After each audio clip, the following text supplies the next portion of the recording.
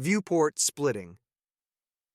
Place the cursor at the divider to resize the area.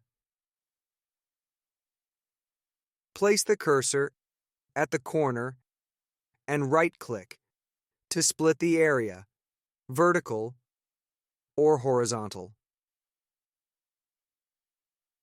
Place the cursor at the divider to join the area.